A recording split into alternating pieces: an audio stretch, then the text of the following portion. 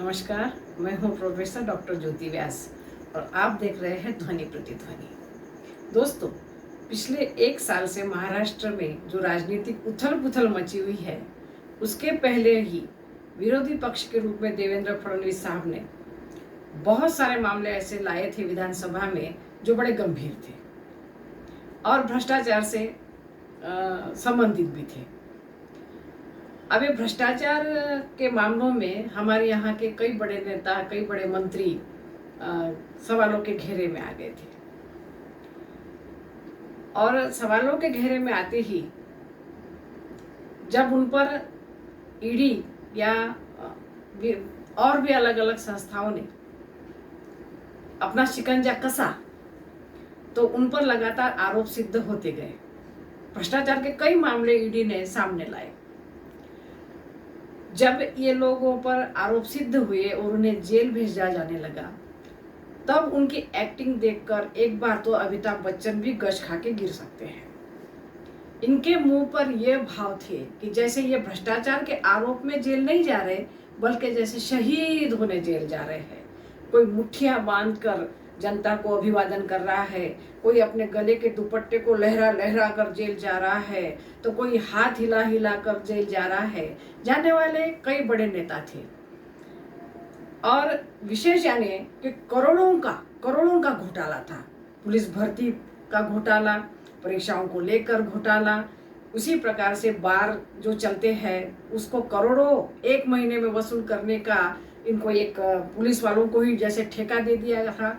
ऐसे कई गोरख धंधे थे। सवाल ये नहीं है कि वो मंत्री अकेले उस गोरख धंधे में शामिल थे। मेरा शक यह है कि उस गोरख धंधे में तो और भी बहुत लोग शामिल होंगे, लेकिन खैर साहब, इनको भ्रष्टाचार के मामले में जेल जाना पड़ा।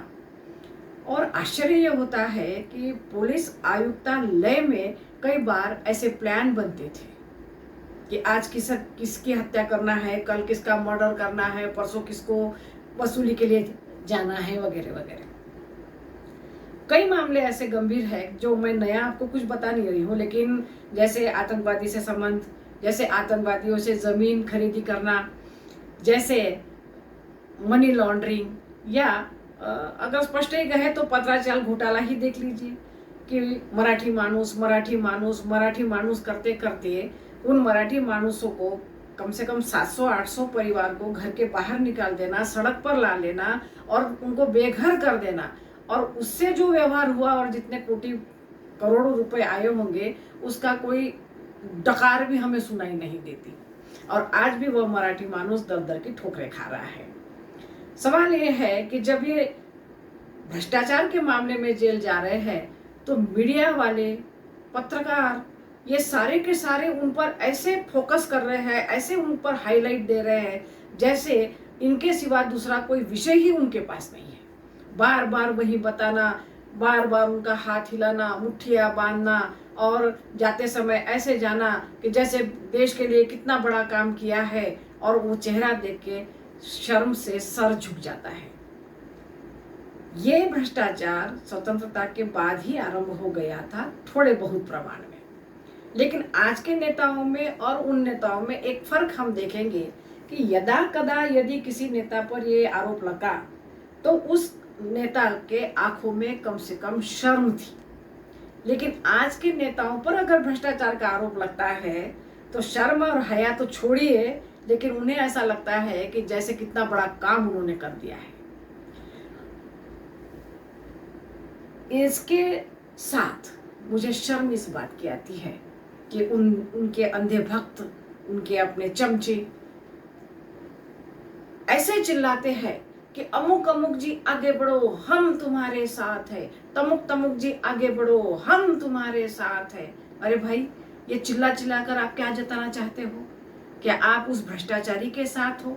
क्या आप उस भ्रष्टाचार का समर्थन कर रहे हो? क्या आप हत्या करने वालों के साथ हो? क्या आप जनता को लूटने वाले के साथ हो? क्या आप झूठ के साथ हो? क्या आप भारत माता के दुश्मन के साथ हो? वो शहीद नहीं है, वो भ्रष्टाचारी है। हम तुम्हारे साथ है, हम तुम्हारे साथ है। मुझे बहुत शर्म आती है ऐसे लोकशाही पर। और याद आते हैं हमारे बाला साहब, जो कहते थे कि लोकशाही जैसा कुछ नहीं है, यहाँ पे कुछ लोगों के लिए तो ठोकशाही होना चाहिए। और ये ठोकशाही जो है वो सबसे पहले नेताओं पर लागू होना चाहिए जो भ्रष्टाचार के मामले में लिप्त है। आप शहीद होने के जैसा चेहरा बनाते हो, शर्म नहीं आती? शहीद किसे कहते हैं?